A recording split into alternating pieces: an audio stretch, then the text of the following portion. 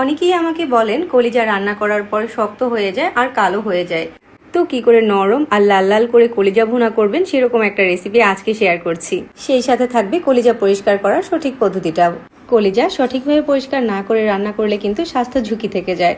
এখানে এক টুকরো আমি কলিজা নিয়েছি আর কলিজার এক সাইডে দেখতে পাচ্ছেন অনেকগুলো ছিদ্র। কলিজাটা কিন্তু আমি পানি দিয়ে 2-1 পরিষ্কার করে নিয়েছিলাম, তারপরও দেখুন কতটা রক্ত বের হচ্ছে। আর এই যে ছিদ্রগুলো আছে এই ছিদ্রগুলো দিয়ে অনেকটা রক্ত বের হচ্ছে। প্রথমে হচ্ছে কলিজাটাকে অর্ধেকটা করে নিয়েছি, এক সাইড থেকে কেটে উপরে পাতলা আবরণটাকে টেনে তুলে নিচ্ছি। উপরের পাতলা আবরণটা একটা প্লাস্টিকের মতো, এটা টানলেও ছিঁড়তে চায় না, আবার রান্নার পরেও এটা শক্ত হয়ে থাকে। তো কলিজা রান্না করার আগে অবশ্যই উপরে এই পাতলা আবরণগুলোকে তুলে নিতে হবে। সেম ভাবে আমি নিচের পাতলা আবরণটাকেও তুলে নিয়েছি। কলিজা রান্না করার আগে অবশ্যই কিন্তু উপরে পাতলা আবরণগুলোকে তুলে নেবেন।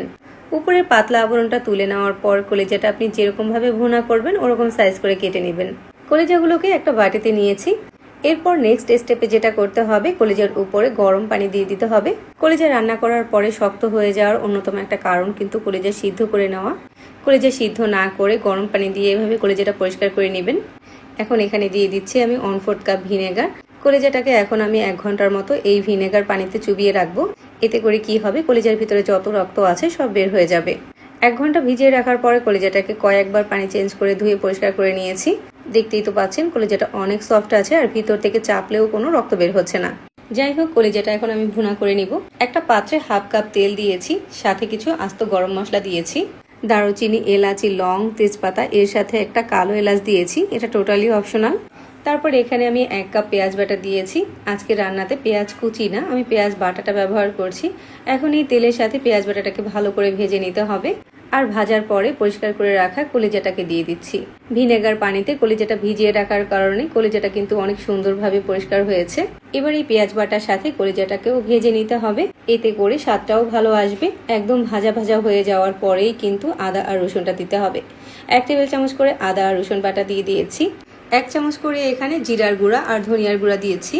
1 চামচ দিয়েছি গোলমরিচের গুঁড়া। এরপর এখানে 1 চামচ হলুদ গুঁড়া দিয়েছি, 1.5 চামচ লাল মরিচের গুঁড়া দিয়েছি। তারপর এখানে আমি যেটা দিয়েছি 1 টেবিল চামচ কাশ্মীরি রেড চিলি পাউডার দিয়েছি।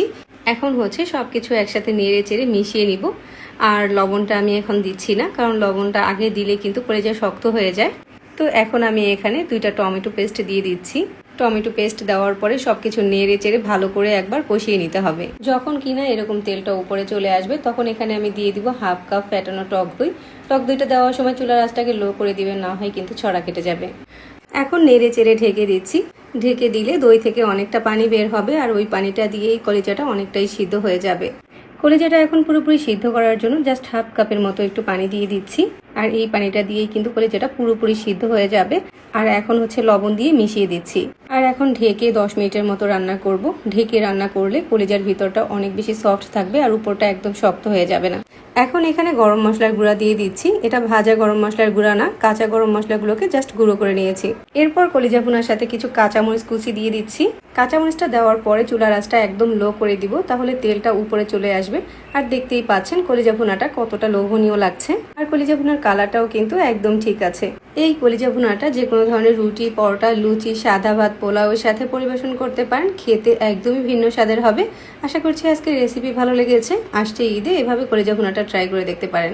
এরকম সহজ আর মজার রেসিপিগুলো পাওয়ার জন্য আমাদের পেজ ফলো দিয়ে রাখবেন আর সেই সাথে চ্যানেল সাবস্ক্রাইব করে রাখবেন। আজকে বিদায় নিচ্ছি, আল্লাহ হাফেজ।